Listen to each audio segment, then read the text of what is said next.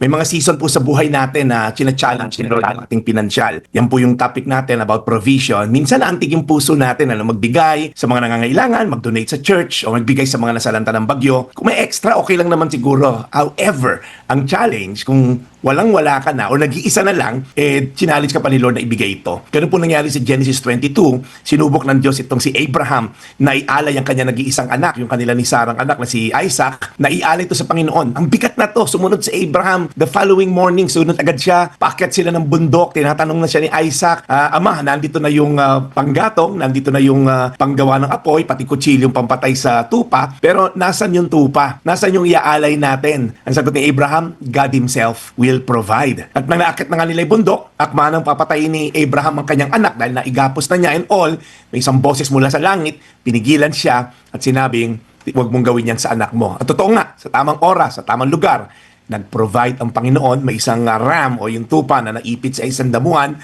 kaya tinawag ni Abraham ang lugar na yon, the Lord will provide. Genesis 22:14. So Abraham called that place, the Lord will provide.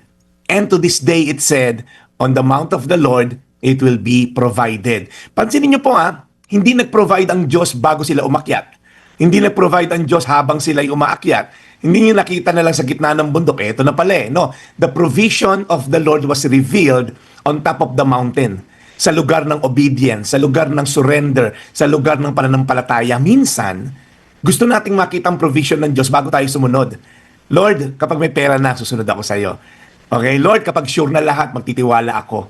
Lord, kapag gumaling yung anak ko, saka ako magsisimba. Pero you know what, mga kabrad, madalas, God reveals His provision while we are walking in obedience, while we are in this journey of faith.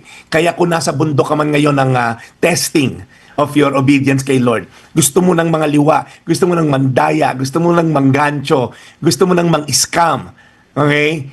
Please lang, stop and pray. Stop and pray. Hindi worth yan sa huli. Nakita niyo yung mga nagnanakaw sa gobyerno, pinaghahanap na ngayon. So the same God who provided for Abraham is the same God who sees your need today. Ikaw na nangangailangan ngayon, tandaan mo to.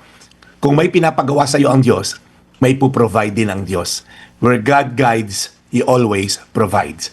Genesis 22:14, so Abraham called that place, the Lord will provide. And unto this day it said, on the mount of the Lord, it will be provided. Let's pray. Lord, marami pong salamat. Dahil alam namin, Lord, you're not moved by needs. You're moved by faith. You're moved by surrender. You're moved by allegiance and devotion. Lord, sa mga area ng buhay namin, lalo na sa pinansyal, na hirap ka naming sundin, Lord, tulungan mo kami, Lord God, na bigyan ng lakas para sumunod, lakas para lumaban ng patas. Ang mga kababayan namin ngayon naghihikahos dahil lumalaban ng patas, i-provide nyo sila ng kanilang daily needs. At Lord, sa mga taong gumagawa ng mga illegal, gumagawa ng mga immoral, gumagawa ng pagnanakaw, Lord, sana gising sila ngayon at naririnig nila to na ang ending ng mga tao na to.